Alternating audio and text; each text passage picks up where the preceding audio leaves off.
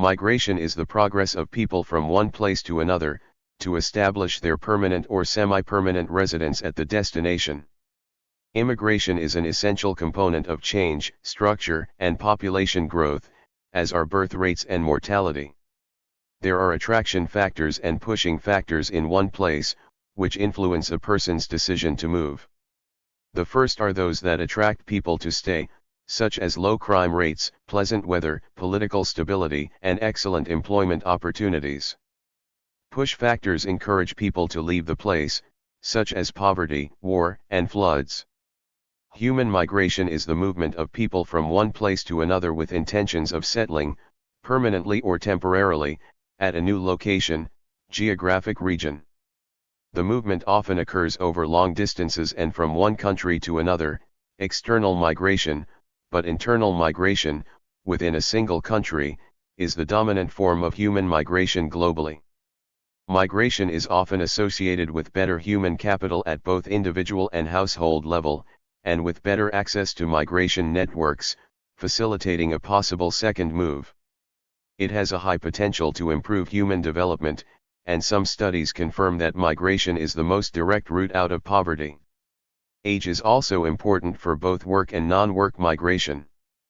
People may migrate as individuals, in family units or in large groups. There are four major forms of migration: invasion, conquest, colonization, and emigration/immigration. People moving from their home due to forced displacement, such as a natural disaster or civil disturbance, may be described as displaced persons or, if remaining in the home country, internally displaced persons. People who flee to a different country due to political, religious, or other types of persecution in their home country can formally request shelter in the host country. These people are commonly referred to as asylum seekers. If the application is approved, their legal classification changes to that of refugees. Depending on the goal and reason for relocation, migrants can be divided into three categories: migrants, refugees, and asylum seekers.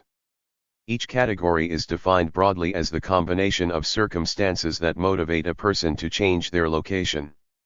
As such, migrants are traditionally described as persons who change the country of residence for general reasons. These purposes may include better job opportunities or healthcare needs. This term is the most widely understood, as anyone changing their geographical location permanently is a migrant. In contrast, refugees are defined and described as persons who do not willingly relocate. The reasons for the refugees' migration usually involve war actions within the country or other forms of oppression, coming either from the government or non-governmental sources. Refugees are usually associated with people who must unwillingly relocate as fast as possible, hence, such migrants will likely relocate undocumented. Asylum seekers are associated with persons who also leave their country unwillingly, yet, who also do not do so under oppressing circumstances such as war or death threats. The motivation to leave the country for asylum seekers might involve an unstable economic or political situation or high rates of crime. Thus, asylum seekers relocate predominantly to escape the degradation of the quality of their lives. Nomadic movements usually are not regarded as migrations, as the movement is generally seasonal. There is no intention to settle in the new place, and only a few people have retained this form of lifestyle in modern times. Temporary movement for travel, tourism, pilgrimages, or the commute is also not regarded as migration, in the absence of an intention to live and settle in the visited places. The World Bank has published 3 editions of its Migration and Remittances Fact Book, beginning in 2008, with a second edition appearing in 2011 and a third in 2016. The International Organization for Migration, IOM, has published 10 editions of the World Migration Report since 1999. The United Nations Statistics Division also keeps a database on worldwide migration. Recent advances in research on migration via the Internet promise better understanding of migration patterns and migration motives. Structurally, there is substantial south, south and north migration. In 2013, 38% of all migrants had migrated from developing countries to other developing countries, while 23% had migrated from high-income OECD countries to other high-income countries. 18 The United Nations Population Fund says that while the North has experienced a higher absolute increase in the migrant stock since 2000, 32 million, compared to the South, 25 million, the South recorded a higher growth rate. Between 2000 and 2013, the average annual rate of change of the migrant population in developing regions, 2.3%, slightly exceeded that of the developed regions, 2.1%. Substantial internal migration can also take place within a country, either seasonal human migration, mainly related to agriculture and tourism to urban places, or shifts of the population into cities, urbanization, or out of cities, suburbanization. However, studies of worldwide migration patterns tend to limit their scope to international migration. Almost half of these migrants are women, one of the most significant migrant pattern changes in the last half-century. Women migrate alone or with their family members and community. Even though female migration is largely viewed as an association rather than independent migration, emerging studies argue complex and manifold reasons for this. As of 2019, the top 10 immigration destinations were United States, Germany, Saudi Arabia, Russian Federation, United Kingdom, United Arab Emirates, France, Canada, Australia, Italy. In the same year, the top countries of origin were India, Mexico, China, Russian Federation, Syrian Arab Republic, Bangladesh, Pakistan, Philippines, Afghanistan, Indonesia. Besides these rankings, according to absolute numbers of migrants, the Migration and Remittances Factbook also gives statistics for top immigration destination countries and top emigration origin countries according to percentage of the population. The countries that appear at the top of those rankings are entirely different from the ones in the above rankings and tend to be much smaller countries. As of 2013, the top 15 migration corridors, accounting for at least 2 million migrants each, were Mexico, United States Russian Federation, Ukraine, Bangladesh, India, Ukraine, Russian Federation, Kazakhstan, Russian Federation, China, United States, Russian Federation, Kazakhstan, Afghanistan, Pakistan, Afghanistan, Iran, China, Hong Kong, India, United Arab Emirates, West Bank and Gaza, Jordan, India, United States, India, Saudi Arabia, Philippines, United States. The impacts of human migration on the world economy have been largely positive. In 2015, migrants, who constituted 3.3% of the world population, contributed 9.4% of global GDP. At a microeconomic level, the value of a human mobility is largely recognized by firms. A 2021 survey by the Boston Consulting Group found that 72% of 850-plus executives across several countries and industries believed that migration benefited their countries, and 45% considered globally diverse employees a strategic advantage.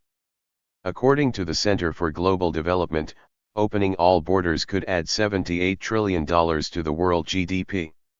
Remittances, funds transferred by migrant workers to their home country, form a substantial part of the economy of some countries.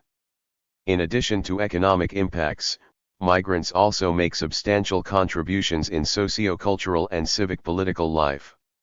Socio-cultural contributions occur in the following areas of societies: food/cuisine, sport, music, art/culture, ideas and beliefs. Civic political contributions relate to participation in civic duties in the context of accepted authority of the state. It is in recognition of the importance of these remittances that the United Nations Sustainable Development Goal 10 targets to substantially reduce the transaction costs of migrants' remittances to less than 3% by 2030. Migration is usually divided into voluntary migration and forced migration. The distinction between involuntary, fleeing political conflict or natural disaster, and voluntary migration, economic or labor migration, is difficult to make and partially subjective, as the motivators for migration are often correlated. The World Bank estimated that, as of 2010, 16.3 million, or 7.6% of migrants qualified as refugees. This number grew to 19.5 million by 2014, comprising approximately 7.9% of the total number of migrants, based on the figure recorded in 2013. At levels of roughly 3%, the share of migrants among the world population has remained remarkably constant over the last 5 decades. Voluntary migration is based on the initiative and the free will of the person and is influenced by a combination of factors, economic, political, and social, either in the migrant's country of origin, determinant factors or push factors, or in the country of destination, attraction factors or pull factors. Push-pull factors are the reasons that push or attract people to a particular place. Push factors are the negative aspects, for example wars, of the country of origin, often decisive in people's choice to emigrate. The pull factors are the positive aspects of a different country that encourages people to emigrate to seek a better life. For example, the government of Armenia periodically gives incentives to people who will migrate to live in villages close to the border with Azerbaijan. This is an implementation of a push strategy, and the reason people do not want to live near the border is security concerns given tensions and hostility because of Azerbaijan. Although the push-pull factors are opposed, both are sides of the same coin, being equally important. Although specific to forced migration, any other harmful factor can be considered a push factor or determinant/trigger factor, such examples being poor quality of life, lack of jobs, excessive pollution, hunger, drought, or natural disasters. Such conditions represent decisive reasons for voluntary migration, the population preferring to migrate in order to prevent financially unfavorable situations or even emotional and physical suffering. There are contested definitions of forced migration. However, the editors of a leading scientific journal on the subject, the Forced Migration Review, offer the following definition: forced migration refers to the movements of refugees and internally displaced people, displaced by conflict, as well as people displaced by natural or environmental disasters, chemical or nuclear disasters, famine, or development projects. These different causes of migration leave people with one choice: to move to a new environment. Immigrants leave their beloved homes to seek a life in camps, spontaneous settlement, and countries of asylum. By the end of 2018, there were an estimated 67.2 million forced migrants globally, 25.9 million refugees displaced from their countries, and 41.3 million internally displaced persons that had been displaced within their countries for different reasons. In 2022, 6 million Ukrainian people fled their country. Meanwhile, 3 million Syrian people fled in 3 years. Transit migration is a highly debated term with no official definition. The common understanding is that it describes immigrants who are in the process of moving to an end goal country. The term was first coined by the UN in 1990 to describe immigrants who were traveling through countries surrounding Europe to end up in a European Union state.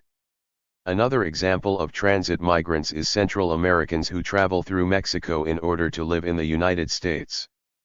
The term transit migration has generated a lot of debate among migration scholars and immigration institutions. Some criticize it as a Eurocentric term that was coined to place responsibility of migrants on states outside the European Union, and also to pressure those states to prevent migration onward to the European Union. Scholars note that EU countries also have identical migrant flows, and therefore it is not clear, illogical or biased, why it is only migrants in non-EU countries that are labeled as transit migrants. It is also argued that the term transit glosses over the complexity and difficulty of migrant journeys. Migrants face many types of violence while in transit. Migrants often have no set end destination and must adjust their plan as they move. Migrant journeys can take years and go through several stages. Numerous causes impel migrants to move to another country. For instance, globalization has increased the demand for workers in order to sustain national economies. Thus, one category of economic migrants, generally from impoverished developing countries, migrates to obtain sufficient income for survival. Such migrants often send some of their income homes to family members in the form of economic remittances, which have become an economic staple in a number of developing countries. People may also move or are forced to move as a result of conflict, of human rights violations, of violence, or to escape persecution. In 2014, the UN Refugee Agency estimated that around 59.5 million people fell into this category. Other reasons people may move include to gain access to opportunities and services or to escape extreme weather. This type of movement, usually from rural to urban areas, may be classed as internal migration. Sociology, cultural and ego-historical factors also play a major role. In North Africa, for example, emigrating to Europe counts as a sign of social prestige.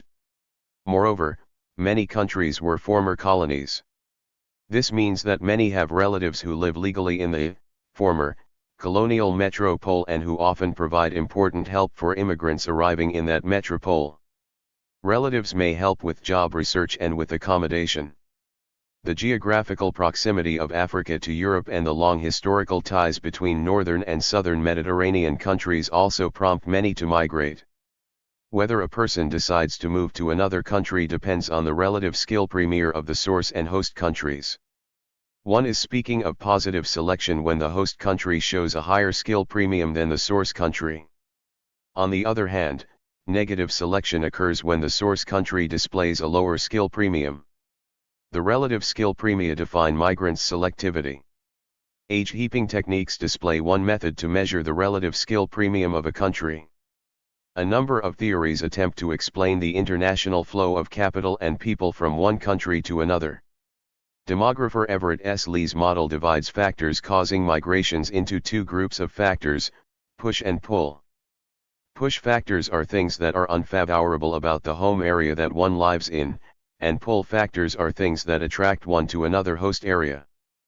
Push factors: not enough jobs, few opportunities, conscription, draft young men into army, famine or drought, political fear of persecution, poor medical care, loss of wealth, natural disasters, death threats, desire for more political or religious freedom, pollution, poor housing, discrimination, poor chances of marrying, war or threat of invasion, disease. Pull factors: job opportunities, better living conditions, the feeling of having more political or religious freedom, enjoyment, education, better medical care, attractive climates, security, family links, industry, better chances of marrying. The theory is that migration occurs because individuals search for food, sex, and security outside their usual habitation. IDUV, 2008, believes that towns and cities are a creation of the human struggle to obtain food, sex, and security. To produce food, security, and reproduction, human beings must, out of necessity, move out of their usual habitation and enter into indispensable social relationships that are cooperative or antagonistic. Human beings also develop the tools and equipment to interact with nature to produce the desired food and security.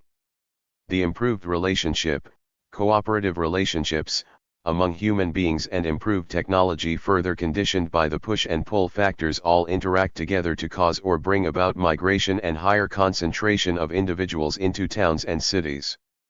The higher the technology of production of food and security and the higher the cooperative relationship among human beings in the production of food and security and the reproduction of the human species, the higher would be the push and pull factors in the migration and concentration of human beings in towns and cities.